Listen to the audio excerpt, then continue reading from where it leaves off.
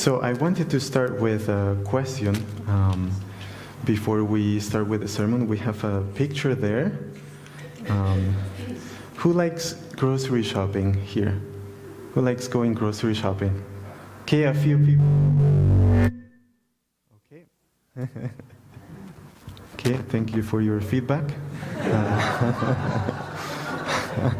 So, a few people like grocery shopping. Well, I don't personally like it. My wife does, but I just go with her. But even if you love grocery shopping, there's probably parts of it that you don't love, right? And mainly at the end when you just have to pay for what you took. And you have to line to do that, right? Like they don't have one cashier per person that enters, so you just have to line and wait. If you see that line, sometimes you go to a store like Costco and people buy a lot in bulk, and then you see that it's a huge line, and then you're scanning. Who does this? Like scanning to see which line could be the shorter, even if it's just by a few items or a person. Or you also even look at the cashier to see if is it a slow person, like are they passing, like beeping the items very slowly, and then. Does anybody does that? Or okay. Well, I appreciate your sincerity. Who does even consider the self-checkout option? If you see that is a line like that, you go to the self-checkout. Okay, we have some people. Some people don't like the self-checkout. You don't like a machine. You prefer a person. That's also fine. So I wanted to start with that question. Who likes waiting or taking longer or being interrupted? Nobody, right? We like things getting done like as fast as possible. Whether it is at a red light that we need to stop, or groceries in line to pay, or how about when you need to call a government office like the CRA, and you are on the phone call for 1 hour listening to that annoying music before even a human picks up your phone, right? Like anybody likes that? I don't think so. So.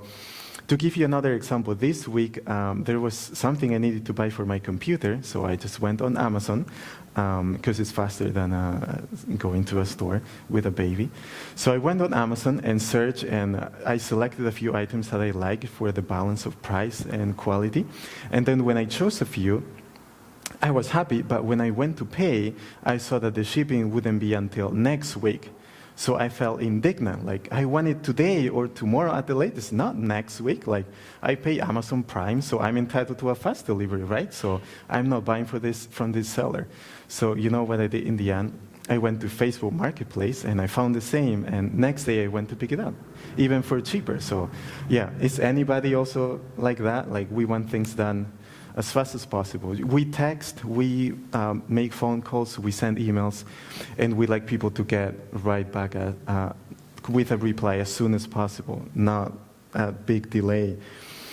So I hope this sounds familiar to you, and I'm not the only one just disclosing my what I do. But what do I tell you this? It's because today we're wrapping up our series on Jesus' encounter. And the story that we're going to read in Mark chapter 5 has a lot to do with waiting and interruptions and things taking longer than we would like. So if you have your Bible, please open in Mark chapter 5. We will also have the text on the screen. But that's the story we're going to consider today, Mark chapter 5, starting on verse 21st. We're going to see in 3 chunks, the first 4 verses first. And as I said, it has to do a lot with patience, interruptions, and waiting. So, we read in verse 21st, it says, "When Jesus had crossed again in the boat to the other side, a great crowd gathered about him, and he was beside the sea. Then came one of the rulers of the synagogue, Jairus by name, and seeing him, he fell at his feet and implored him earnestly, saying, 'My little daughter is at the point of death. Come and lay your hands on her so that she may be well and live.' And he went with him." So we're going to start with that. And at the beginning of this passage, we see that Jesus has just crossed the lake or the Sea of Galilee. And now he's on this side, close to the city of Capernaum. But before that, he had delivered the Sermon on the Mount, that famous sermon on Matthew chapter 5 to 7. He had crossed to the other side. He has stopped that big storm where the disciples were scared. He went to the country of the Gadarenes and he healed that demon-possessed man. And now he's back on this side of the Sea of Galilee. So as it would be normal, there is a big crowd there waiting for him, and they meet him at the shore. Right when he steps out of the boat, there we have a big crowd. And out of the crowd, we see this character that comes, and by name Jairus, and he is a ruler of the synagogue. Now, despite his high social status as a religious leader, he doesn't seek to meet Jesus in private or secret, like afraid that people would see him. Because we have other examples. If you remember in John chapter 3, we have a character, also a religious leader, that meet Jesus at night. Do you remember? It was Nicodemus, right?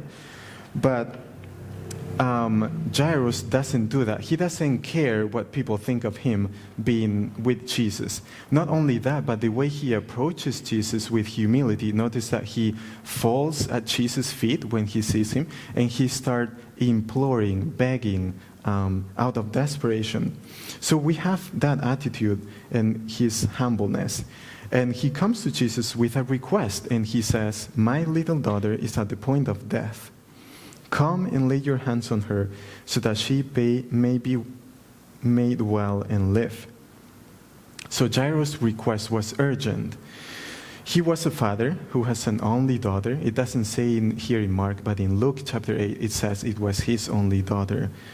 And he was desperate because his only child was dying. And at that moment, he didn't run to go see a doctor. He probably thought there's nothing a doctor could do. So he went to Jesus with faith, trusting that he could actually restore his daughter's health. So many of us in this room, I see we are parents, right? I have also an only child and a little daughter like Jairus, and I cannot imagine what he must have been feeling seeing his only daughter so sick and at the point of death. I cannot even imagine how he was feeling. How do you even prepare for that moment? His pain, his desperation. And I hope none of us has to go through that. But whether you're a parent or not, I want you to reflect on this. What do you do when tragedy comes knocking on your door? What do you do when you see, when there's illness in your home, or when there is suffering, or you're overwhelmed by problems or difficulties in your life that seem impossible to solve? What do you do? And more importantly, who do you run to? So my hope in this story, in this first point that we've seen so far, is that we can do and we can imitate Jairus in this, that when tragedy strikes our home, we run to Jesus, and that we approach him with that attitude of humility and with faith, because that's what Jairus did so far. So now we come to verse 24, and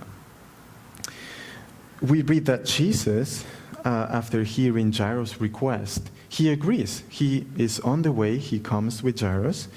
But not only him. It says, a great crowd followed him and thronged about him. And once again, we have a character from the crowd that also approaches Jesus. But this time it was a woman that wanted to go unnoticed.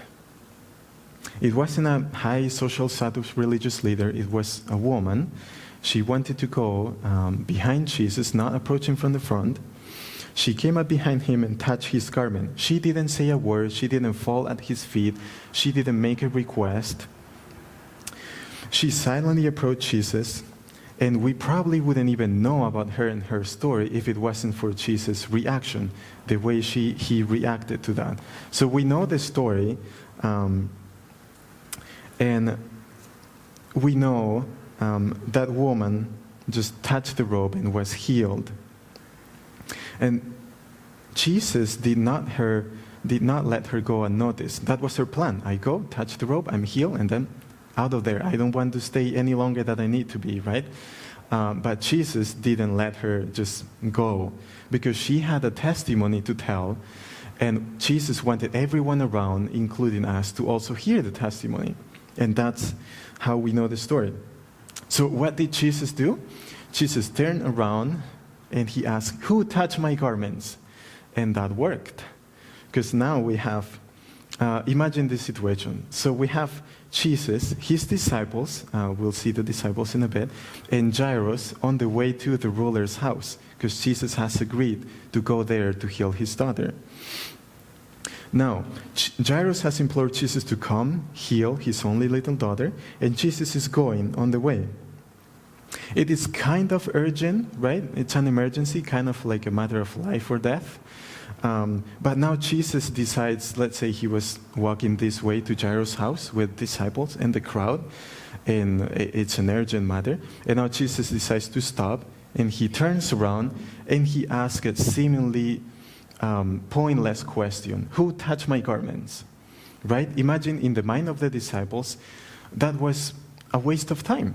It was even ridiculous. Like Peter, we see in Luke, some things that maybe through his mind, but just to paraphrase, something that he might be thinking is like, well, Jesus, really, Jesus? Who touched my garments?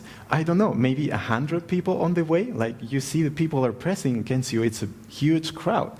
Who touched your garments? Well, 100 people could lift their hand and say, it was me, it was me. But Jesus insisted, like, no, this is important. Because Jesus knew somebody had touched my garments, not like anybody on the way. They did it with faith. It was intentional, deliberate. And power, it says in the passage, came out of him. And Jesus noticed that. So Jesus asked again. Now, the woman, knowing that she was not hidden anymore, she came to Jesus in fear and trembling and told them the whole truth in front of everyone. And that's how we know her story. So it's a very well-known story. That woman had been suffering for 12 years of a discharge of blood. She spent everything that she had in doctors, but instead of getting better, she got worse. And when she heard about the reports of Jesus, she thought, okay, I'll go meet Jesus. If I just touch his garment, I will be healed. So she did that in faith, and she was healed. So Jesus, when he hears the story, he praised her faith. She said, verse 34, Jesus said, "Daughter, your faith has made you well. Go in peace and be healed of your disease."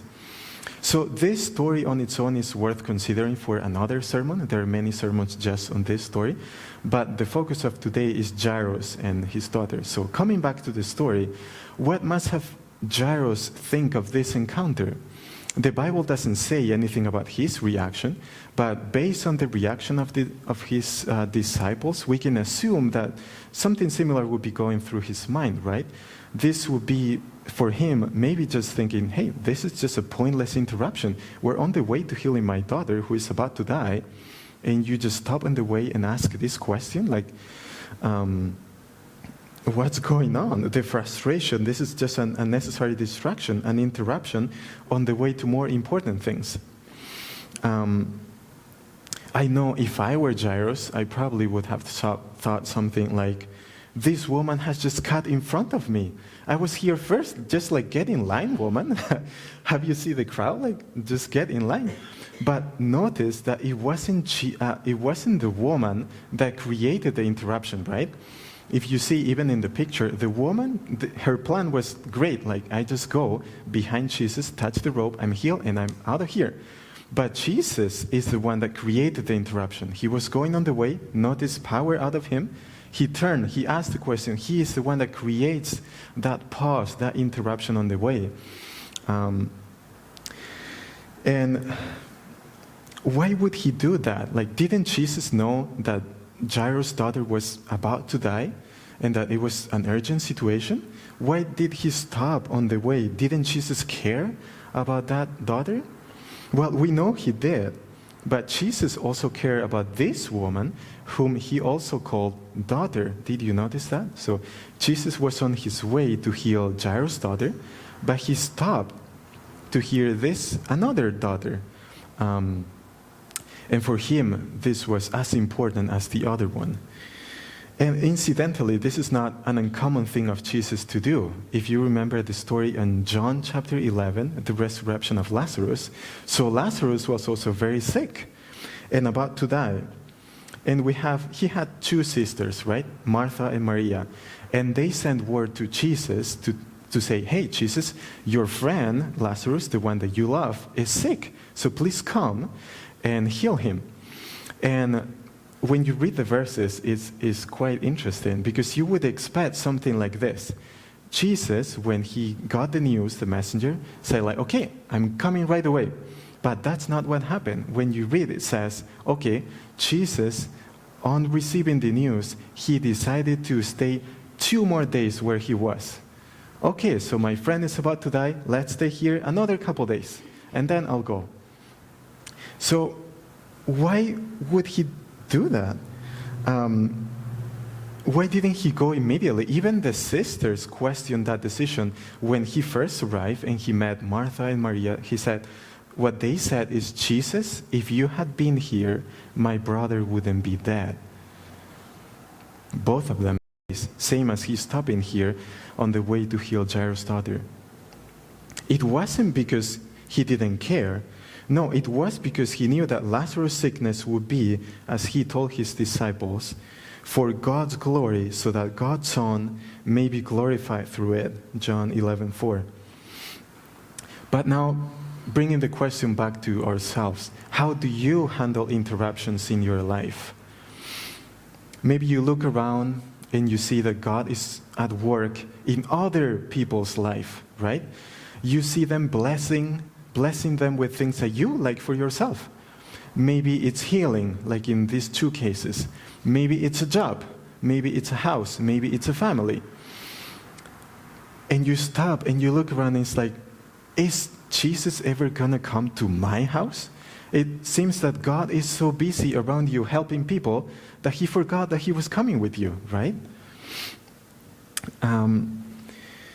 And when we face interruptions in this way, I hope that this story helps us remember that perhaps we should try to ask God, what are you trying to teach me with this? Where should I direct my attention? What are you doing around here that you want me to focus on? And that's not easy, but we find many examples in the Bible of stories where people had to wait a long time. If you think of the Old Testament, starting from Genesis, Abraham. So God gave Abraham a promise. I will bless you, and Sarah, his wife. You will be a mother of nations. That's a big name, right? How many kids did Sarah have at that time? 0. She couldn't have kids. But God gave them that promise. You're gonna be a big nations will come out of you. In your descendants, I'm gonna give you a big blessing. And Sarah laughed, right? That's why the name Isaac. But do you know how many years they had to wait for that, for Isaac, for the promised son? 25. 25 years. And when you spend 25 years going on the way for something that God has actually promised you, you start thinking, okay, maybe this is different. Maybe we should give God a little help, right? And that's what they did. Like, they come up with a plan of their own. Maybe let's help God a bit.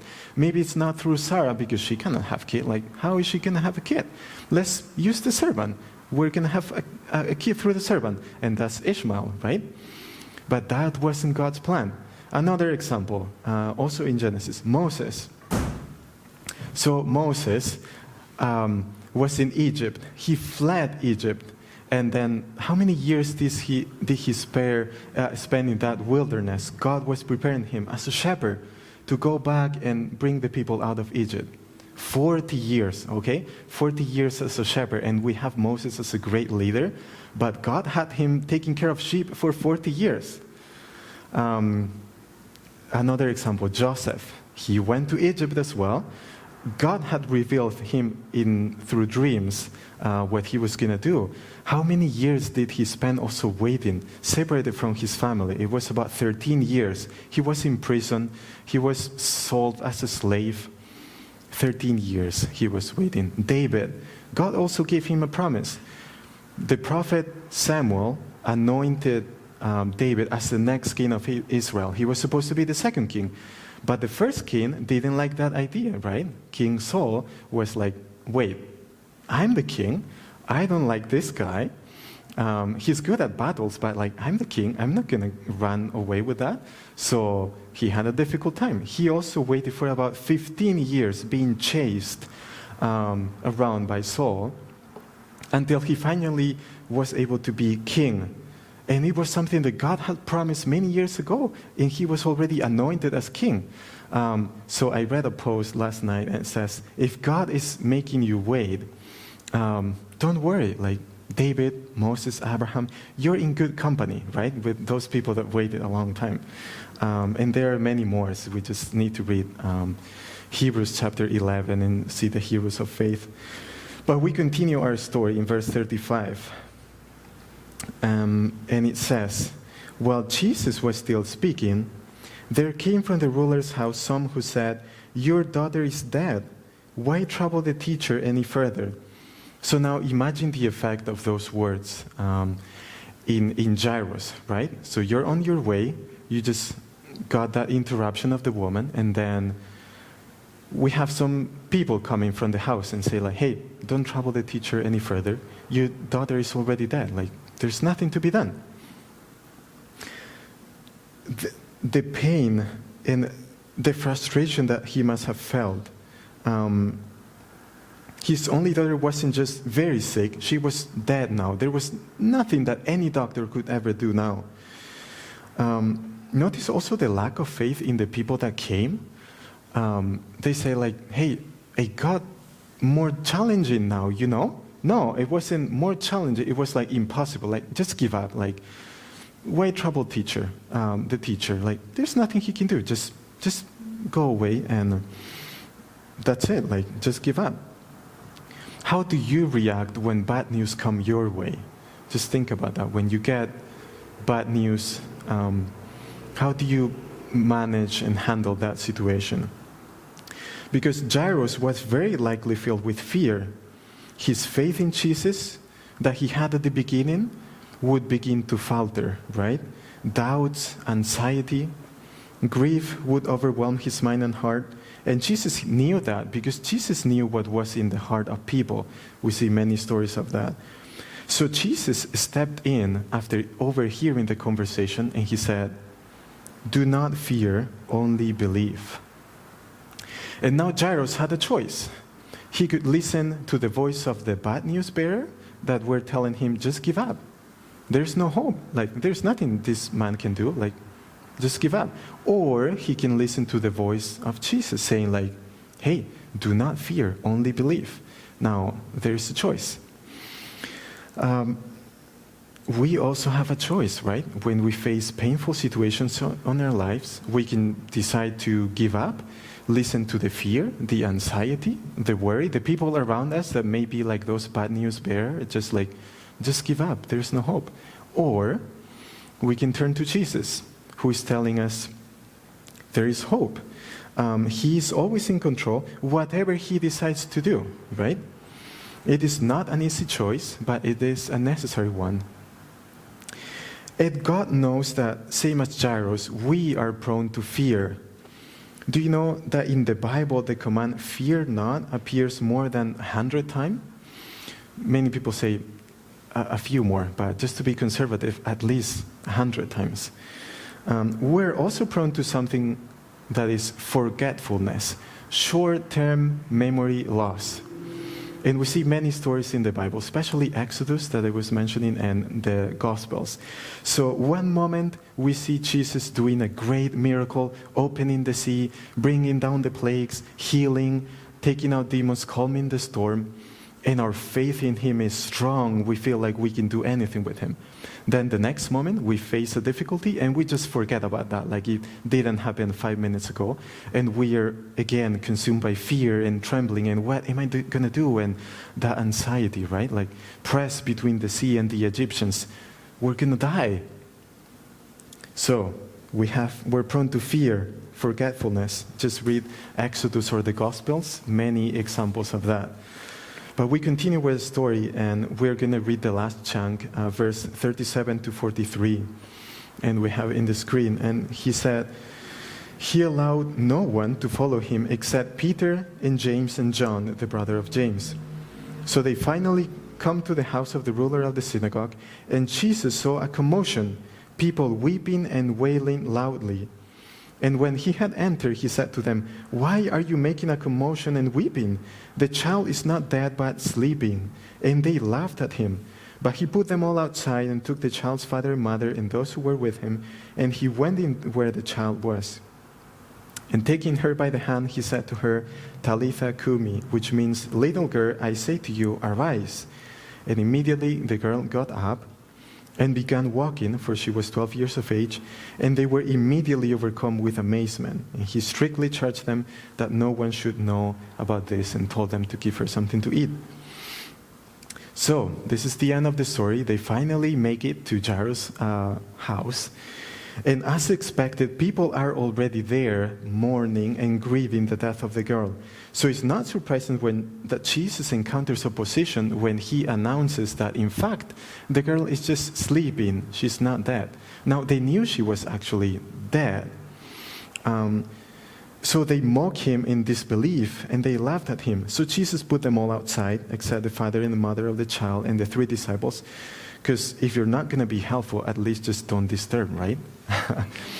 So just a side note, Jesus is not dismissing grief. It's okay to express those painful feelings when we have a tragedy, to express sorrow and sadness, and we have a moment for that. We even have a program with Grief Share to express that. We read the Psalms, and it's all about lamentations. But what Jesus was not happy with is the disbelief, the lack of faith, when he's telling them, like, "Hey, I'm here to do something. This child is not dead, just believe in me." But it's not that it's wrong to express those feelings, just a side note. So he took the girl by the hand and told her to get up, just with these 2 words, "Talitha cumi." He didn't need an elaborate speech or an enchantment or something. Just a few simple words which in the mouth of the Creator become powerful and life-giving. Similar to the resurrection of Lazarus, when Jesus simply said, "Lazarus, come out." Or when he crossed the sea to the other side before coming to this side of the shore, and he calmed the sea, and he just simply said, "Peace, be still." Because when Jesus speaks, nature obeys, and sickness leaves, and death is reversed. Think about the woman that we saw earlier that had the discharge of blood for 12 years. According to the Old Testament law in Leviticus 15, the woman would be ceremonially unclean for as long as she had the discharge of blood. So those 12 years, she would be considered unclean. And anything or anyone that she touched would also be considered unclean for a certain time. But Jesus, in the presence of impurity, doesn't become impure himself. When Jesus touches the unclean, the sick, the leper, it is they that become clean, right? Not the other way around. And when Jesus encounters death, it is death that has to leave. Because Jesus, the image of the invisible God, like we read in Colossians, is life himself. He is the source. And all things have existence in him. This is the God and Savior that we believe in. So, just in conclusion, this is truly a conclusion, not just half an hour. I would like to encourage us to reflect on this that we've seen throughout the week. So I'm going to leave some questions for you. I want you to examine yourself to see how you react when difficulties come your way. And the first question is, that we saw in first point, what do you do when tragedy strikes? Who do you turn to? When something bad happens, what do you do? Who do you turn to? And in this, we could certainly imitate Jairus in his approach to Jesus, and with humility and faith. Number 2, what part of your life seems to be on standby? What could the Lord be teaching you? So we saw on the way, you may face some interruptions. How do you handle those? From the small things, like you go out now, there's traffic, Interruptions. Red light, interruption. Somebody cuts in front of you, interruptions. At the grocery store, more interruptions. And those are small daily things. But how do you handle bigger interruptions? Like we said, you look around. God is at work in other people's life. And there is this prayer that you have, that you've been praying for a long time, something good that you want God to grant you. But it seems that He's delaying. And is He ever going to give you that? How do you handle that interruption, that pause? Then certainly we can look at the example of Abraham, Moses, Joseph, David. Number 3, in what areas of your life do you feel that you may need to ask the Lord to strengthen your trust in Him? When things don't move as fast as you would like, we need to ask God to help direct our eyes to see what He is doing around us, because He's always on the move. He's always doing something, even if we don't see it, right?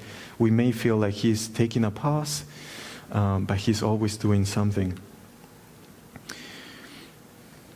And maybe sometimes He wants you to stop and also look around to see what He's doing. And when you feel overwhelmed by fear or bad news, ask God to give you the faith, with wisdom and strength that you need. So I just want to finish with one of my favorite verses that I grew up with as a teenager. I taped it on my wall in the bedroom in my parents' house. I think it's still there. And it's Isaiah 41:10, and it says, "Fear not, for I am with you. Be not dismayed, for I am your God. I will strengthen you. I will help you. I will uphold you with my righteous right hand." So fear, tragedy, interruptions will come to our life, and we cannot avoid them. But we do have a choice, like we said at the beginning, always. Who do we listen to? The voice of fear, of people telling us to give up, or the voice of Jesus and God telling us, "Do not fear, I am with you. I will strengthen you. I will give you what you need for the journey." So I hope we can imitate this, the good things that we saw in the story, and reflect on this for this next week. So let me pray to finish. Father, we thank you for this, for the story that you left recorded in the Gospels. Thank you, because we can see that even when tragedy strikes, you have compassion for us, and you come with us in the journey with us, and you heal, and you provide, and you bring sustenance and strength and faith. We ask for your help in those times of trouble, when we're overwhelmed by worry and anxiety, that you give us the strength that we need and the hope, so that we can always choose to listen to your voice and not to the voice of fear and doubts in those around us. Give us hope that we can also give to other people that are in similar circumstances. And we ask for your blessing, and that you keep your word in our minds and your heart. And we pray in your name. Amen.